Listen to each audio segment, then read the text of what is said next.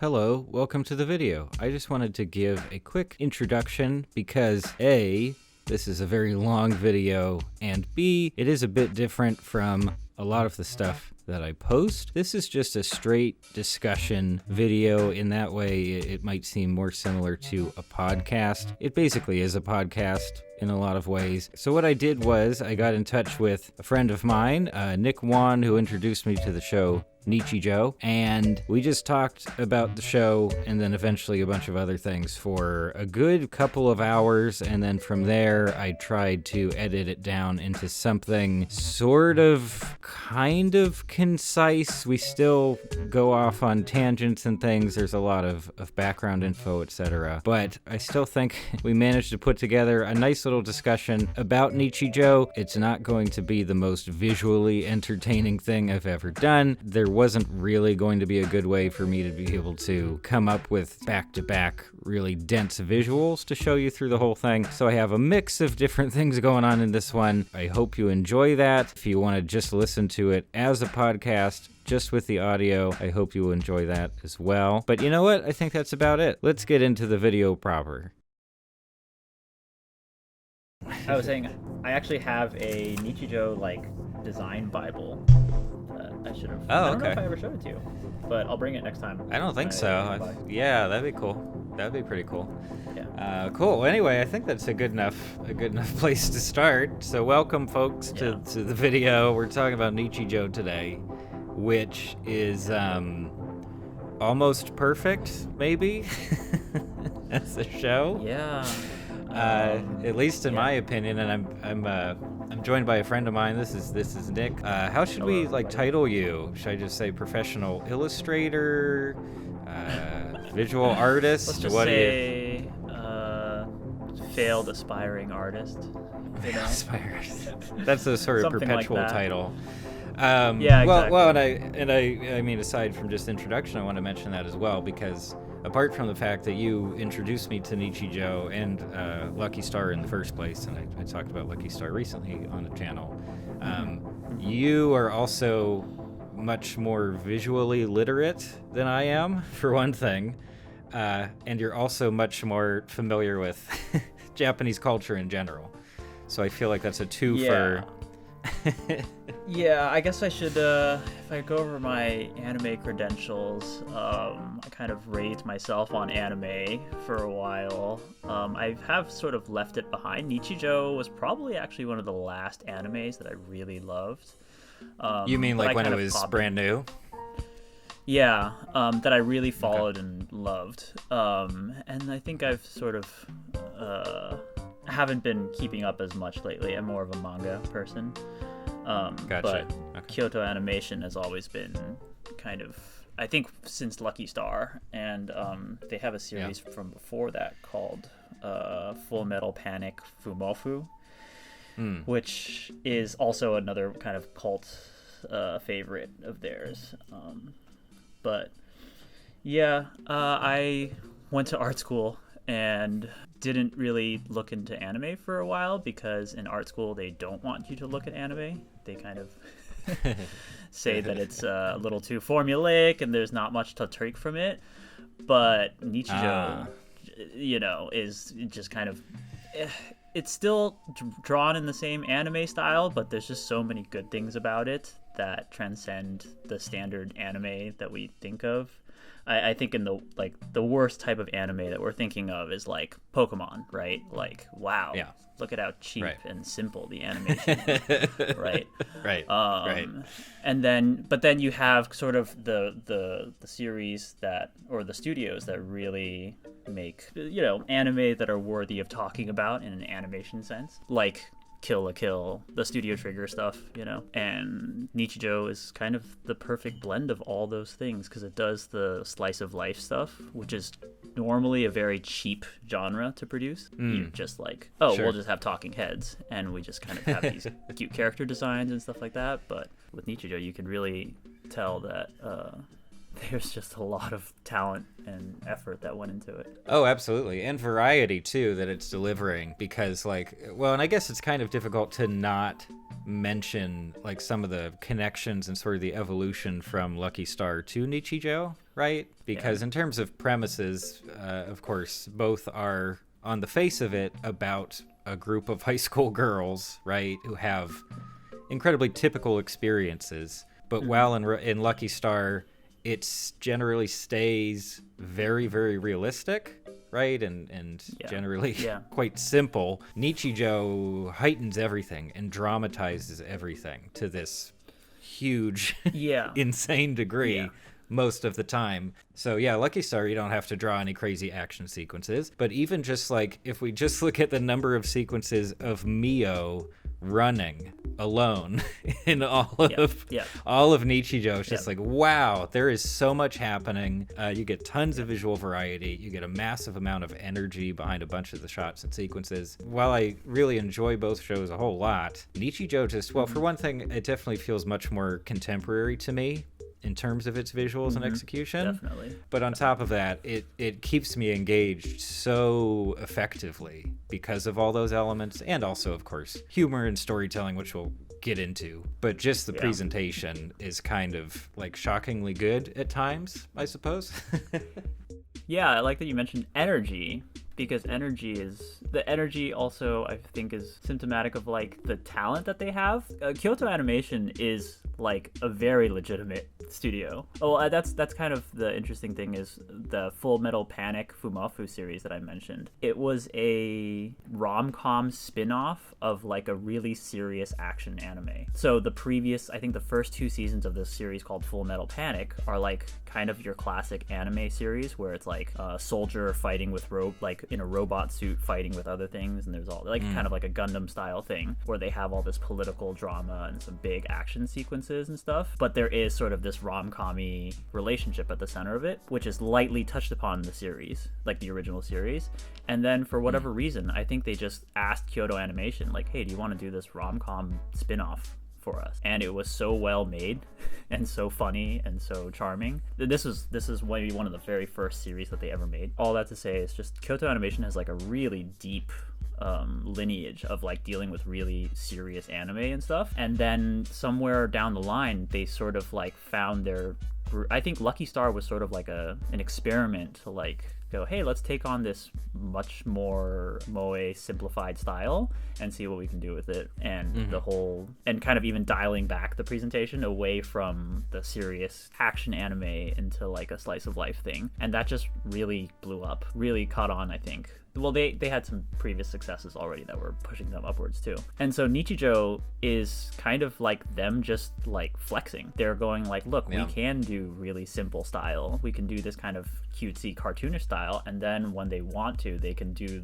like Mio running through the halls. They know how to board and set up all these really dramatic action sequences and throw the camera around and stuff, which you'll almost never see. Like, you'll never see a moving camera dynamically moving in a slice of life anime, just because it's super expensive and nobody on the team would really know how to deal with that. You know, they're just used to doing like panels of talking heads. But Kyoto Animation is just like, oh yeah, we totally know how to do those. Just we didn't have to do that for Lucky Star at all. Yeah, absolutely. And that was something that I saw when I was doing a little bit of research, because I'm not super plugged into the the anime community, especially here in the West. Like I don't know, what the huge shows are generally. But there was something maybe on the Wikipedia page, maybe on the wiki itself, for the show, that was talking about how, while the show really seemed, Nichijou really seemed to be like a flop at the get-go, like on release, in terms of commercial success, as you already mentioned, and also just in terms of like critical reception. I think it was kind of like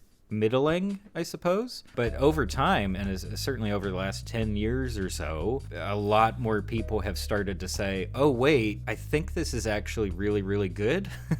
So suddenly it's making all these lists and like, oh, here's the top 10 whatever, and people are starting to recognize it a bit more, which is always interesting. It's not the rarest thing ever, but it is interesting that there's sort of a loop there, an orbit of appreciation for what was actually going on in the show. It's sort of found a second life on YouTube, I think.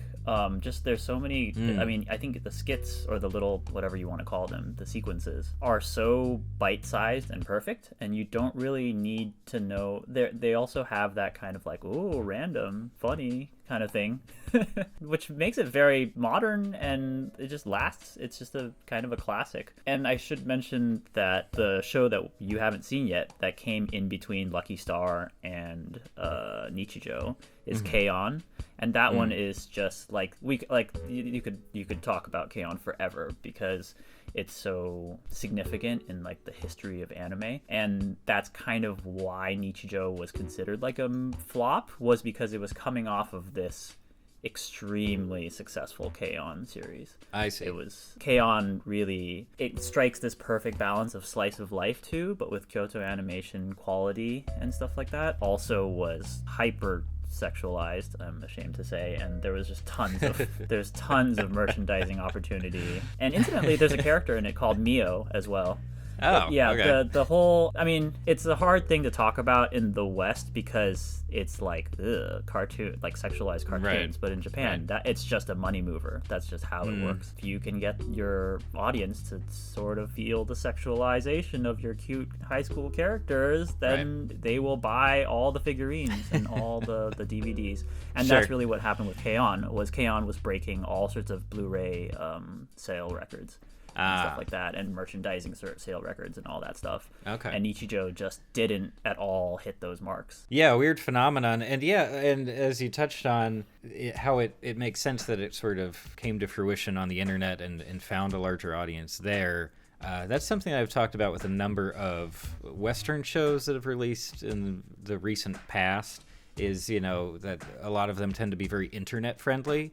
So something like Rick and Morty especially, or like Smiling Friends, I think even, is tailored from the get-go to work really well online, because you can slice up all these little random bits and they work just fine. Like you don't really need the context. It almost works better without the context. And Nichijou is ultimately it's basically a sketch comedy show, which is not really something that I would expect from it. I mean, based in slice of life, of course, but sort of melds those together.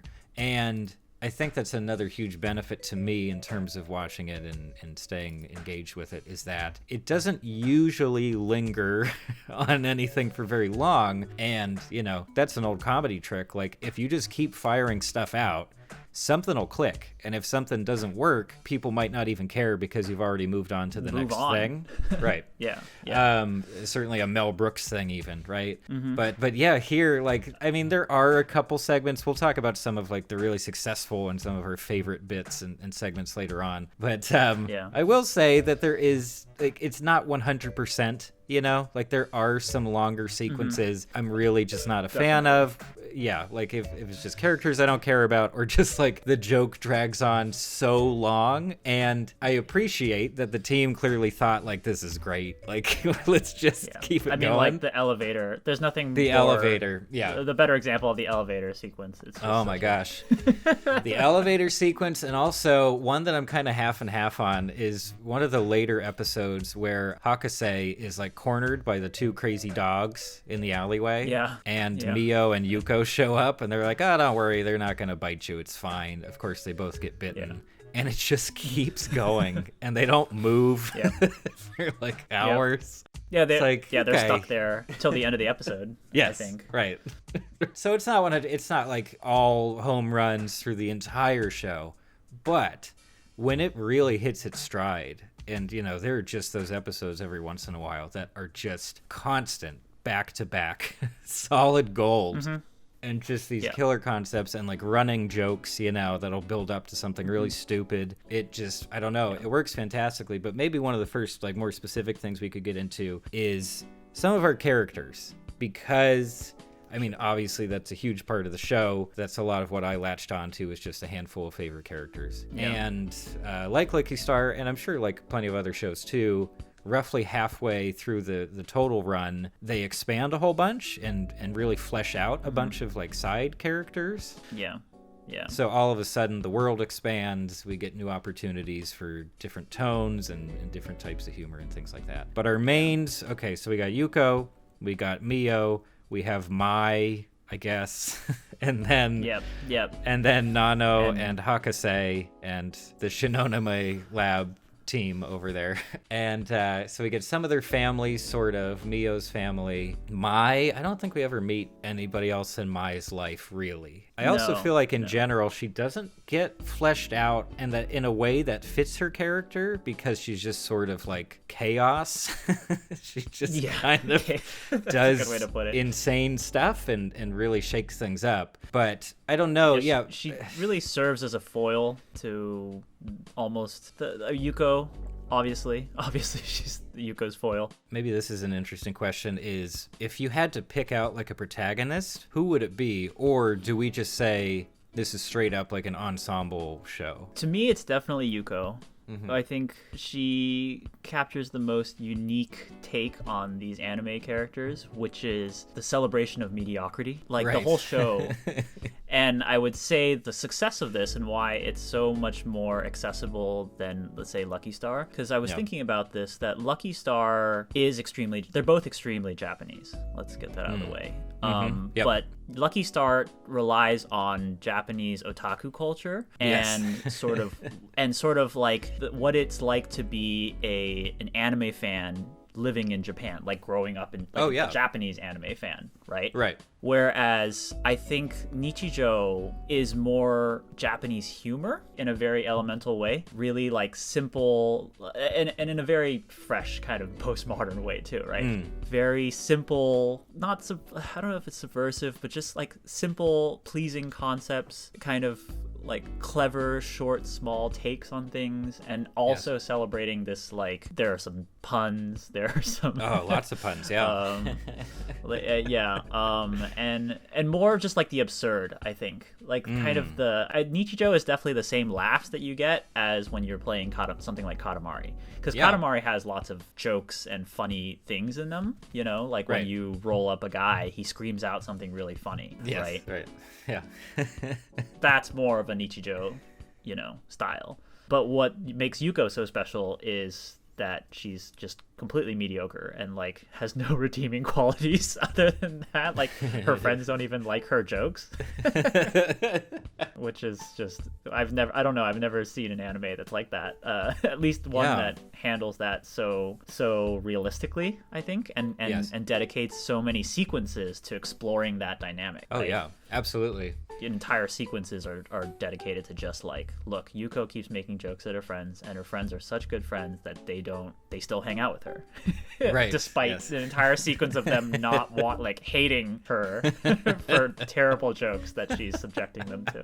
It's incredible. And also, I mean, I think from the outside we look at Japan as like a country full of excellence. Like they are so dedicated to their crafts and so many things, and we love anime, we love video games, those are really kind of the things. This perfectionist, very high quality society, but there are obviously mediocre average people there, and they go through school and don't do very well, and and they're ending high school and they're like, I don't know what I'm going to do with my life. Should I even go to college? That kind of thing. Right. And Yuko is that, like, we don't really write things about those types of characters, but Yuko is that character. Absolutely. That's one of my favorite lines, I think, of Yuko's, even though there are a million, but there's the sequence or the episode where they're asking the main characters, like, hey, what do you want to do after you graduate? And I think Yuko says, I really want to be on TV at least once in my life.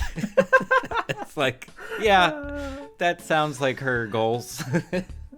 That's about it. But so I want to go back to one thing you mentioned about how, like, both these shows, but Nichijou certainly it's a very Japanese show. And from my perspective, I'm not viewing it as like, oh, this is super authentic, because I don't know, right? I don't have all the points of reference, but I definitely know that it's really not catered towards a Western audience or just an outsider audience, right? Like they're not making a bunch of concessions for people outside of Japan. They're not explaining a bunch of things. Not. Almost no anime does that. I don't think. Right. It's, at least I haven't really seen any like high school slice of life anime that are like that. Strangely enough, I feel like a lot of Japanese games do. Like, they will make an attempt to explain, like, this is an element of Japanese culture. But I don't think I've come across that in any of these. The example that comes to mind would be like Persona. I think Persona needs to, because they need to make their money. Be like, hey, this is why high schoolers are doing this right now.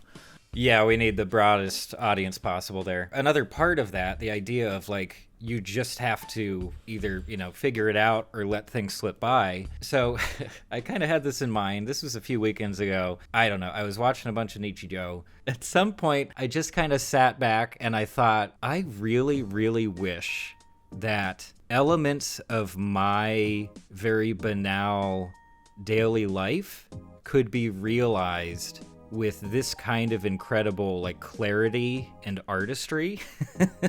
Because even as an outsider, some of the stuff that they share, some of the stuff that they depict in the show, it does such an incredible job of making you pay attention to the small things, which sounds really corny, but it's successful. It's extremely successful at doing that. Part of it is by dramatizing everyday stuff and, anxieties, situations people get into. And then the other part of it is just purely visual. Something that I think we both like about the show quite a bit is those, I don't know what to call them, but just those static stills, like borderline time lapses we get of mostly empty spaces. They're just fantastic. There's something really pleasing and beautiful in those, especially as a way of spacing out the skits, right? And giving you a chance to breathe and kind of think about things a little bit too. So I just think those are masterfully done. But in general, the show is so successful at that. It's worth talking about the overall... I mean, we'll get back to like the other we were going over the characters, but there's just there's so many good things to talk about in Nichijou. It's worth talking about the way that the episodes are formatted, which is that, we have your cold open and then you have your anime opening sequence and stuff, and then you go into the episode. All the skits are kind of sandwiched by these little conceptual art pieces yes. And it's kind of what makes Nichijou so classic to me and timeless. And it's like, when I think of Nichijou, I think like it belongs in a museum, because there's so many of these little 3 to 10 second long things that have that just put forward a cute concept, or could just be a visual treat of some sort. Or so the ones that you were talking about, they're these what do you call those, like when it just keeps happening throughout the episode, like a continued callback thing. Yeah, it's like an interstitial, I suppose, or like a bumper almost, something like that. And those ones, they kind of play with some tilt shift things because it's blurry and stuff like that. Yeah, and soft it's really focus. just a repeated shot on one something, like traffic lights or some turtles on a rock, or just like an intersection or something like that. Empty tennis courts, one of my favorite ones. Yeah, that also in a way captures like the Japanese appreciation for things. They're so much of their culture, I don't know where it comes from, but they really want you to appreciate the mundane and find beauty in that sort of thing. So that's definitely, I think that's the most successful example of that approach to like a Japanese aesthetic. But then you have just like small cute little animation things. Like I was looking at the one where that little square green thing that walks along the ground is just like there's some hand with its finger sticking out, and the thing is just waddling towards it, about to bite it, and it cuts before it bites it, that sort of thing. Yeah, it's just like, wow, that belongs in a museum somehow, right? Oh yeah. No, those are, though there's the little sun, these little characters, I guess we could call them, but they're very abstract, extremely minimalist. Yeah. Just on plain backgrounds and with no sound even. And it just works. Yeah. It's just communicating visually really effectively. They're just treats, little treats. Yeah, just really pleasant little things. And then, of course, we have those other tiny little segments. We have Helvetica Standard, we have Love Like, we have Word Time. Love Like. I'm probably forgetting some other ones. Things we think are really cool. Some of them feel like they're failed. Things we think are cool, I think all of them are kind of like duds, generally. Like, they're not the best one. No, they're fun. Yeah, they're fun, right? It only happens in like 2 or 3 episodes, kind of like before the midway point.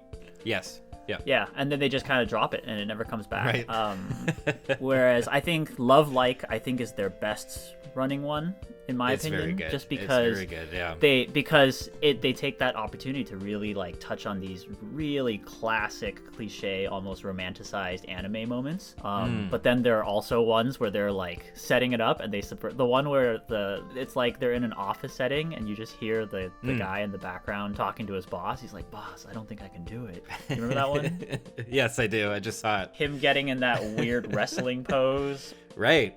Lots of wrestling in this show, yep. But yeah, that's happening while these other two people in the office are like having a moment. Exactly. Simultaneous things as well. Like, yeah, I don't know. They are done extremely well. Love Like is probably some of the best. There are a couple of word times that I really like. They also do like life of insert animal here. That's the later one. Yeah. Yeah. A weird later one. That one's very strange to me. But again, yeah, it breaks up the pacing. They deliver something really quickly, right? You get some kind of satisfaction and payoff basically immediately. And also just the idea of like cropping these ideas because as you mentioned, some of this stuff is playing off of like tropes or just story cliches. And since we're so familiar with those and we know where these stories are headed for the most part, we don't need it all, right? You just get one little snippet, you immediately get a sense of the characters and what is probably going to happen next, and there's something really satisfying about kind of doing some of that work yourself. Yeah. Of like, oh yeah, okay, I got that, and now we can move on. Like, we don't have to linger there. It's a wonderful, wonderful feeling. Yeah, those are pretty great. But you're right. Okay, so we need to go back to characters. Outside of listing a bunch of them off, let's just talk about some favorite characters. Because for me, that's definitely a major part of the draw and a big part of what brings me back to the show. Well, I mean, I love Mio, of course. Right. And I think Mio is such a funny, she's just so funny. Yeah. The voice acting is actually worth talking about. Her kind of guttural like scream, her thing is kind of epic. I think I've mentioned before that like I've seen clips of her at conventions, like just fans taking clips of her, and they just ask her to scream, and she just she just does that scream, and everybody's like, "Whoa, yeah, we love it." I don't know if that was part of the auditions, but they were like, "Okay, yeah, we found the one," because you're going to be doing it like every other episode. So it's so iconic. But I would say my favorite character on the show is Nano, just because over the years I've realized that I have a thing for robots that want to be human. I think that character trope is like extremely moving to me somehow. Okay. Wall-E happens to be like one of my favorite like movies ever. Yeah. Just from that angle. I just love how Nano has this. Her flaw is that she doesn't realize that no one cares that she's different, I think. Right. And it's just like a really cute thing that like they definitely overdo it so much. But I think one of the few moments that in the show that is taken seriously is towards the latter half when Nano goes to her house for the first time and kind of just like it's a whole sequence of kind of like of silliness when Yuko shows up. Try to hide the fact that she's a robot and that her living situation with Hakase is totally weird and stuff like that. At the end, it like they just are like, oh, let's have a serious moment, and really the whole and that in that moment you actually get to see that you like that's why Yuko has value in this anime somehow. She's just a genuinely good person, right? That's the kind of the point. Absolutely. Those two in particular, and this is something I was rewatching mostly like mid-season, so it's that transition, right, where Nano starts going to school, and after that point I was like, you know what, maybe Nano's supposed to be our lead, because just the number of times that she'll use a phrase like an ordinary life or I want an ordinary high school life, etc. That's true. It's like, okay, so it's her arc, I guess. No one else really develops much at all. It's definitely her journey for sure. Yeah, that sequence where Yuko goes to visit the lab for the first time is one of my all-time favorite moments of the show, and like I'll go out of my way to show people that sequence because like it's insane. It is touching, of course, by the end, but it's really funny. It's incredibly hectic, and Yuko is delivering so much energy and bouncing off of Hakase, and meanwhile Hakase is like, oh yeah, I built Nano. There you go. So it's like, oh, my secret. And there's that great triple, what do they call those? Like in the explosions where they shoot the explosion 3 times. There's the moment when Sakamoto, the cat, walks in and like he's just like, oh, I'm hungry, and like Nano grabs, like sliding, grabs him, snatches him from the floor, and they show it from like 3 different angles, all to just hide that there's a talking cat. Yuko sees Nano's hand fall off and just no reaction, just like, oh wow, so cool. So there's a very playful, balance that they struck there. And it's fun for me too, because like this is a small thing, but something I kind of hate in a bunch of storytelling, especially animation, is I hate hide the thing stories. Do you know what I'm talking about there? Where like the whole story revolves around, oh, we have this secret, and if we get found out, oh no, there's trouble. Monsters Inc., even live action stuff, E.T., Harry and the Hendersons, I'm sure there's a bunch of other anime too. Like, I can't get found out with my secret. And here it's just completely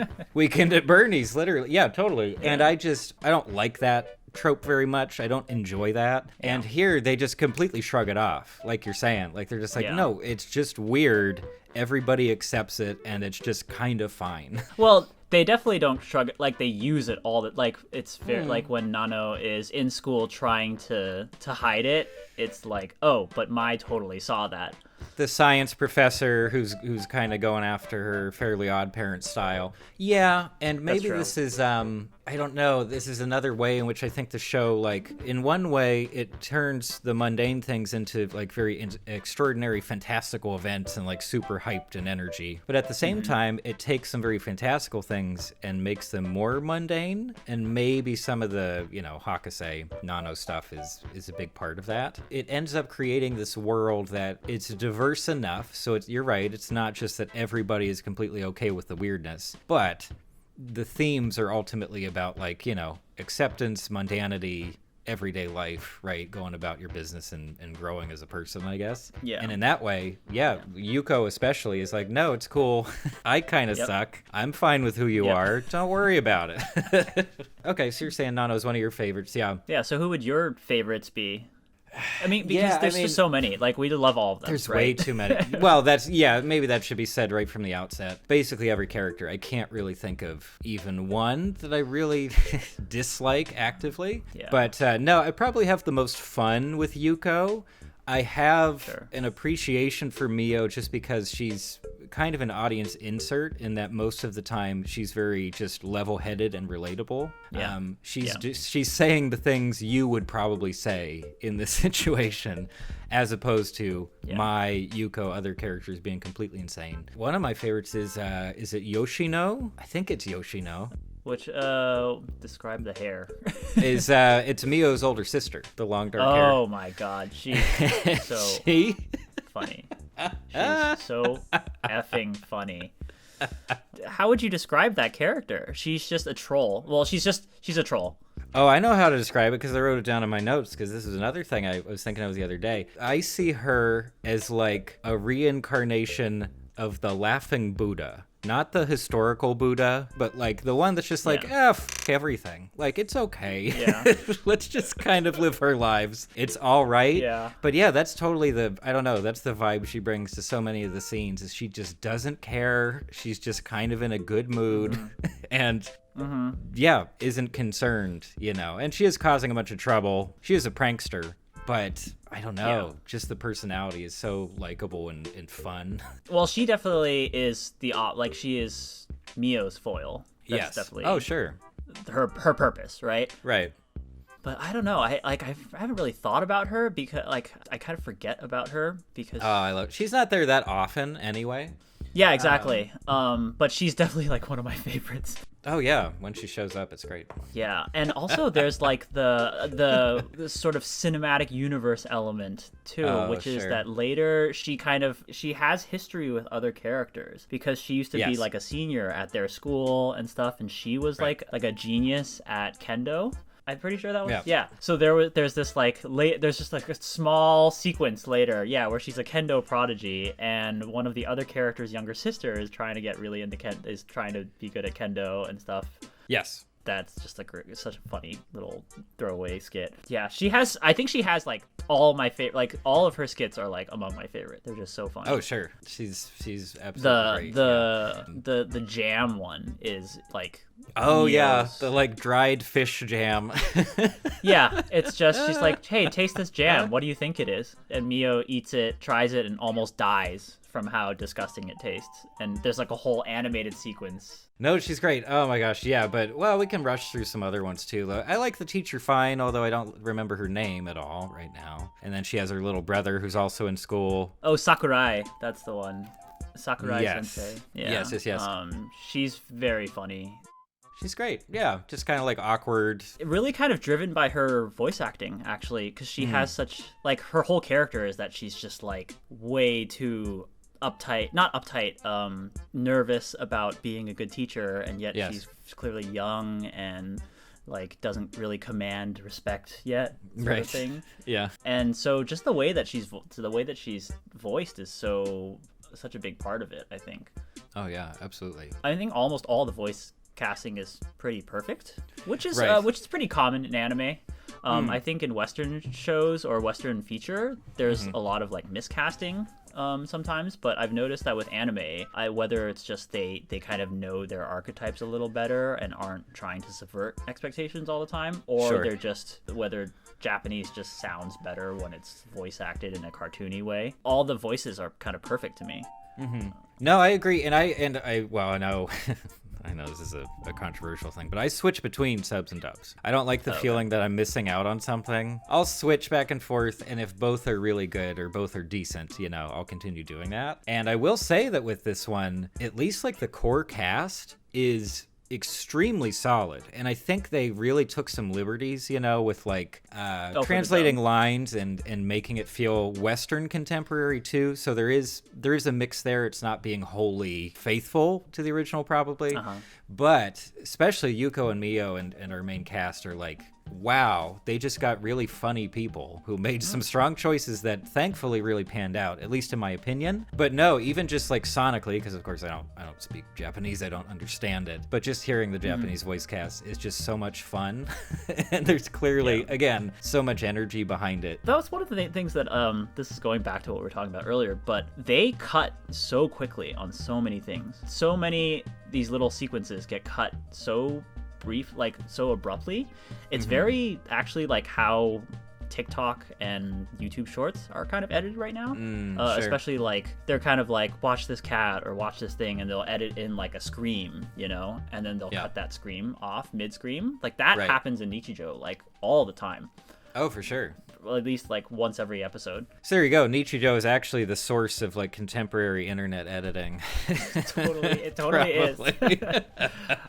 Maybe this can be a transition too into just like appreciation of some of our favorite parts and sequences. And I think this is definitely geared towards people who have already seen the show, that we can kind of commiserate and be like, oh, that part was great. Because I probably won't be able to show all of these clips, of course. But certainly one of my favorite pieces, and it's not even all that funny, I just think it's wonderful, and it does a very obvious and good job of encapsulating some of the themes of the show, is Mio and Sasahara at the vending machine. Do you remember this one?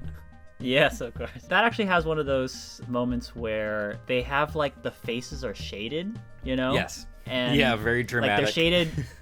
Every frame is shaded, So there's this vibrating kind of hatch texture on their faces and stuff like that. Right. And it's actually very like the way that their eyes are stylized it's not a very modern. It's like kind of like a weird, ugly anime like manga look. I'm not really even sure how to describe it. It's very stiff and square, but it's really funny to look at, especially in such a like visually pleasant show. But yeah, that sequence it's not super funny, but it's so charming. Yeah, and it's just that it is that ultimately that idea of just appreciating just absurd stuff and very normal, unimportant things, right, that still might get under your skin. And I do think in one of the episodes right after that, Sasahara is credited with the big quote about how like life is a series of these little miracles or something like that, right?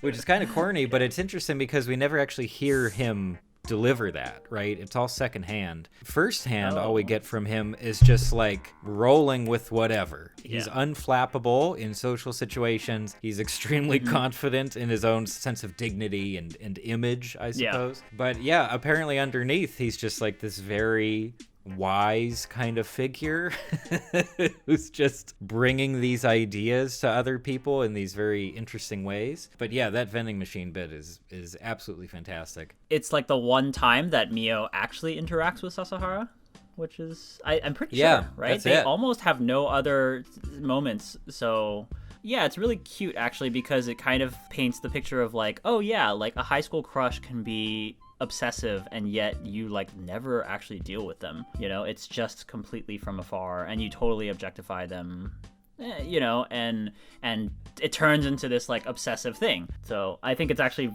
extremely like appropriate that that's their one time, and Mio does get this like magical memorable moment that she doesn't really know what to deal with, you know. Like she's like, I don't like, because I think part of it is that like she enters the situation just so her nerves are completely blown out by the fact that she gets to talk to him at all.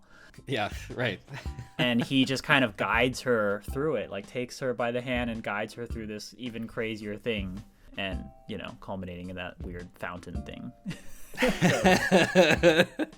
In the midst of stealing her money, he just straight up takes her money. He's like, That's know true. what? Yeah. This is life, that they want me to have a drink, and I'm going to have a drink. Yeah. That's it. Oh, it's wonderful. Actually, maybe that's a good way to summarize some of the more, I mean, not necessarily just emotional moments, but some of the stuff that's not straight comedy is like, it's the kinds of stories where you would probably say you had to be there. Does that make sense?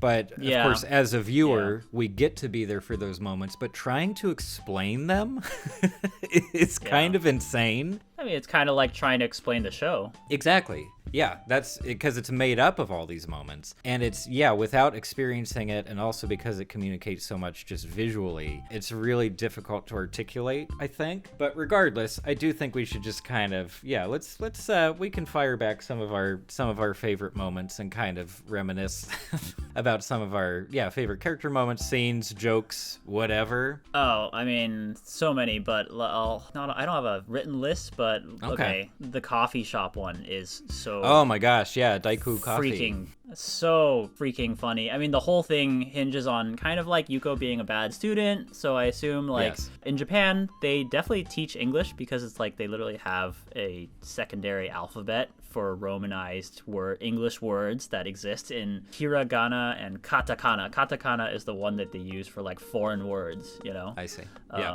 So coffee would be written in katakana kind of thing, or espresso, right? Mm-hmm. So Yuko is a bad student. She probably just doesn't know that much English. There's another joke where they kind of poke at her for not knowing that much English. She goes to a coffee shop wanting to order, you know, and I mean, I had this when I first went to Starbucks, you know, as like a young lad. I was like, what's a venti? What's a grande? You know, I still do that when I go to, because I don't go to Starbucks very often. The few times I pop in, I'm like, just give me the medium, you know, right? Because just the most basic. Grande is, like, give me a small, and they're like, oh, so you want like a venti? And I'm like, yeah, whatever the small one is. But Yuko has this funny nervousness about looking foolish in public, I guess. Yes. Which is, you know, it's part of just being like younger. You're just like much more worried about embarrassing yourself in public, which she does, which is part of her character. Like there's so many sequences of her just embarrassing herself in public. Yes.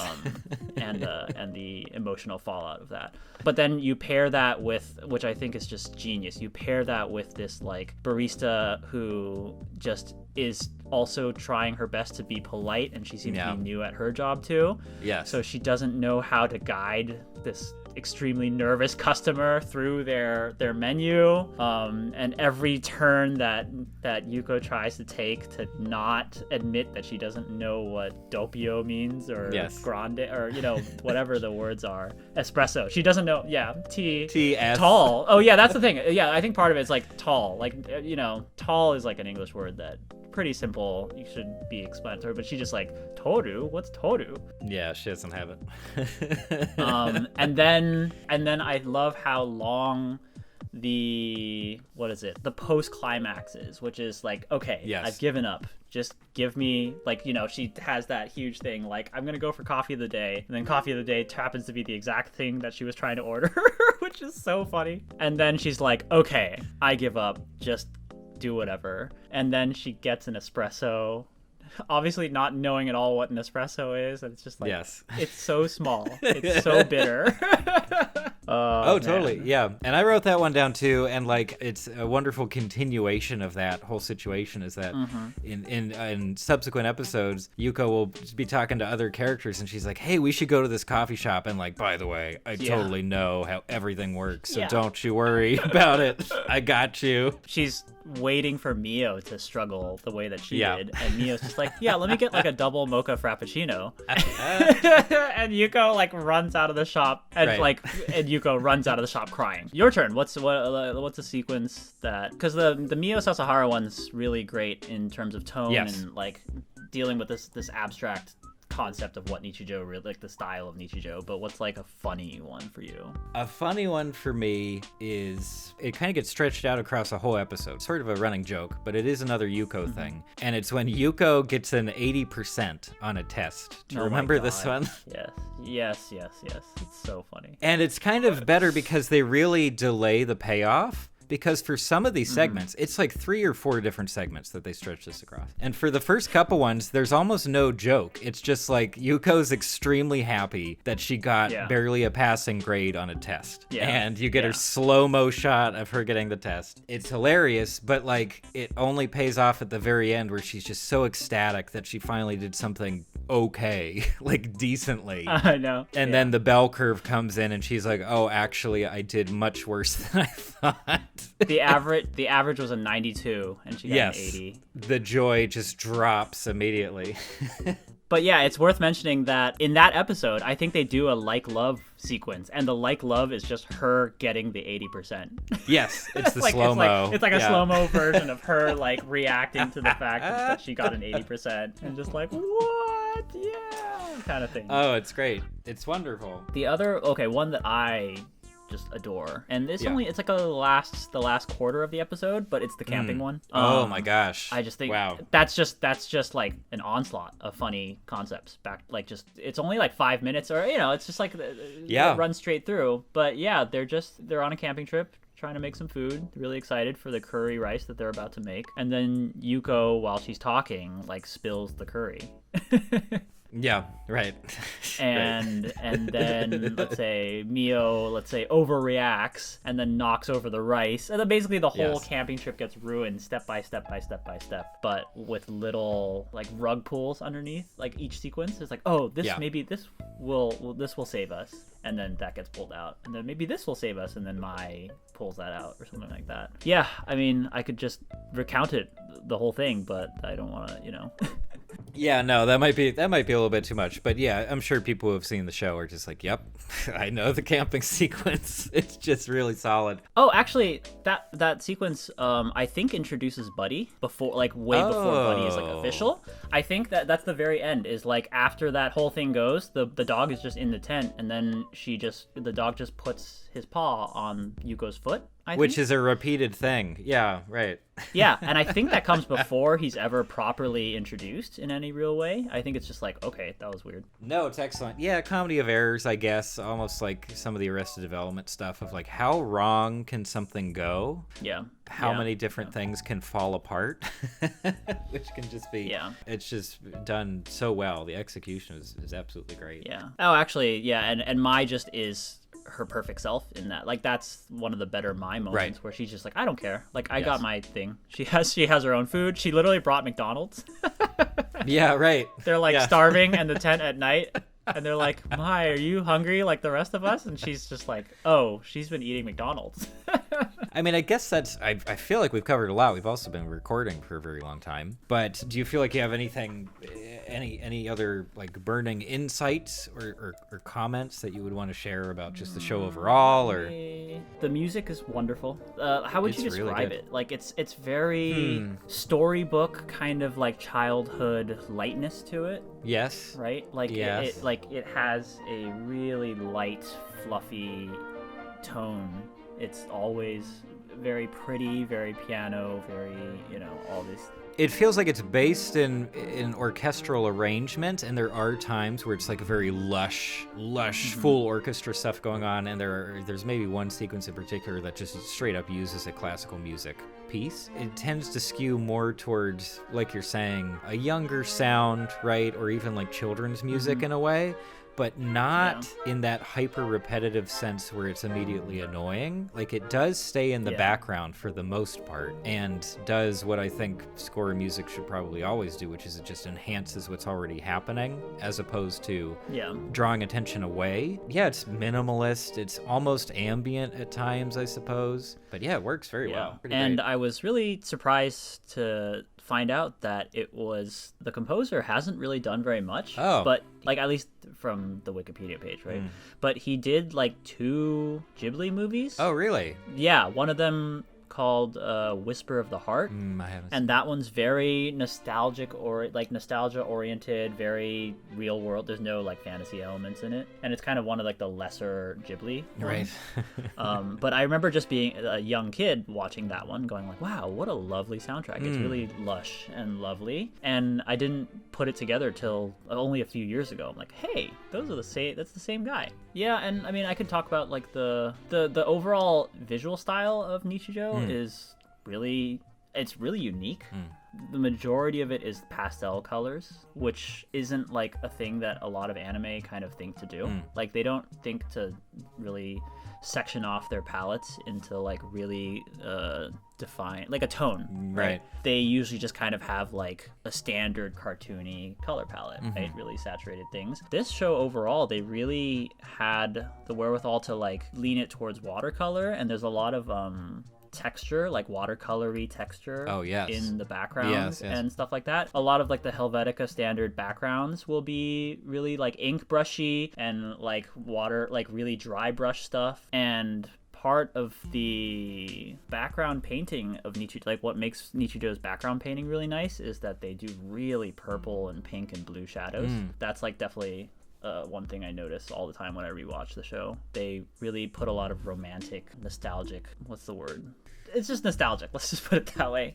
It's nostalgic. It's light. It's watercolory. Well, and I don't know. I mean, and you're mentioning, you know, cooler colors, which I certainly get a sense of overall. We do get those sort of, I don't know, off-whites, I guess, as well. But I don't know, especially like the blues and such, they give me a sense of space that I don't feel in plenty of other shows, I guess. Okay, atmospheric is the word that I was looking for. Yeah, just a very light atmosphere overall. Right. You can sense the lightness just from the way that the backgrounds are painted, which isn't common in shows anymore, because not anymore. It's just like in general, because whether the show itself doesn't have that clear of a direction that they want to go with, or that they just kind of go, hey, we need some backgrounds, can you do it like this? But this show, more than a lot of anime that I've seen, seem to have this like, oh, we're gonna do this very light kind of look. Actually, Lucky Star has that a lot too. Especially, I think in that one it's a little more obvious because the backgrounds are so secondary to the character art. The character art is like really not overdone, but just like really detailed and stuff. And sometimes the backgrounds in Lucky Star are just one static thing. Right. Better than a lot that I've seen. But that's Kyoto Animation. Also, Kyoto Animation just has that high bar of quality that I think stands apart from a lot of the other ones. They just kind of do it all really well. Some places just have, like, some studios will have like, yeah, we can animate things really well, or we can like choreograph all these really cool, you know, sequences or action sequences and stuff like that, but they might not have the most beautiful backgrounds, or the backgrounds might just be kind of like not really worth talking about. You know, they're just like adequate. But Nichijou, it's like the whole thing is beautiful, and they have such a careful control of, I think, the craft of anime making, that there are sequences that are really blurry. Like they have these atmospheric passes over it, like there's really kind of colorful bloom on it. Like I'm thinking of that sequence when Yuko and Mai are sitting by the river, and Yuko, like, it's that one where Mai is like kind of pretending that she's like a lesbian and likes Yuko, and it's just like throwing Yuko off so hard, right? But in those moments, like, the show, they definitely go back to like a romantic sort of like fuzzy filter over the whole thing. All the line work is kind of lightened and bloomy and a little warmer, just because there's like a warm tone over the thing. And then you'll have the sequences just where there's nothing. It's just like it's just like black line art we're just trying to show this perfectly clearly. Right. And so like Nichijou uses a lot more techniques for like an abstract effect, I think, more than other shows that I've seen. Sure. That's just why it belongs in a museum.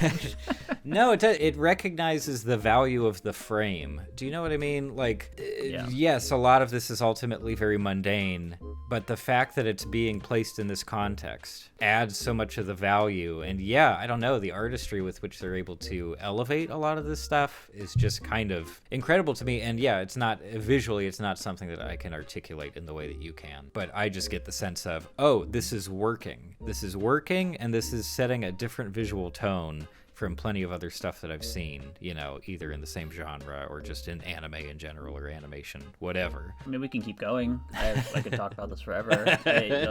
You'll have to find a way to edit this down into something palatable for your audience. I mean, it's going to be long. It's going to be a long video. It could be a two-parter. Sure, that's true. Remember those days when YouTube was like, here's a 10-part video, you know, and you just have to go like 10 minutes at a time. Or like Red Letter Media. Oh yeah, the early ones are into like four chunks. You know, we do kind of get distracted a lot, so you know you could kind of just like rejigger the whole thing into at least be somewhat focused. Yeah, maybe we'll see. Yeah, I mean, I think there are going to be general segments, but it's ultimately going to be just a big discussion. But yeah, I don't know. I mean, I feel like the start of the discussion would be a better fit for people who haven't necessarily seen the show, and then the more detailed discussion is probably mostly for people who are already familiar with it, and that's plenty of people, of course. Like, you know, this is fairly famous at this point, obviously. But no, I don't know. I mean, I do think we covered a lot of ground there for sure. Certainly more than Lucky Star. My Lucky Star thing was like, I don't know, 10 minutes, 12 minutes, something like that. Yeah. We can do a redux where I come back in for a Lucky Star episode because I could always talk about that one forever. But that one's like, Lucky Star is, man, it's just like, I wouldn't recommend it to most people. Well, that's the thing. Whereas Nichijou, it's like, I would recommend it to basically anyone. Yeah. And that's another reason why I'm interested in sort of the jump from one to the other, and I guess I'm missing K-On! In the middle, so it might be great to have that insert. It might be worth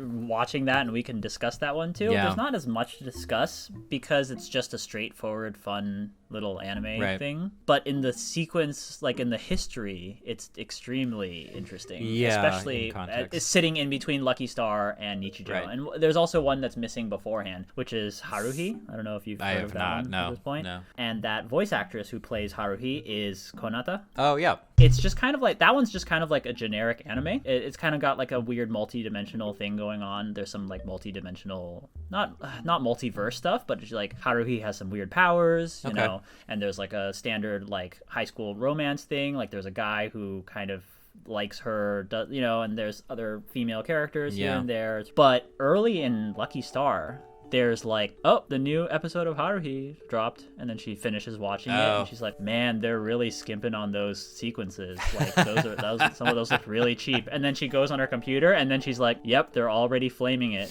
Like, like they're already trashing it on the boards, right? But Haruhi was extremely successful also from the otaku side. It almost feels like KyoAni had this thing where they were like, we're making otaku-centric shows. Yeah. Those get really successful, and then we need to kind of subvert it the one after. And so Haruhi and K-On! Are like wildly, like super record-breaking type, sale-breaking kind of things. And then Lucky Star and Nichijou, which are my favorite ones. Like those ones are where you're like, oh wow, this studio that just when they want to kind of have more fun, they can, you know, and they come up with something really special. Yeah,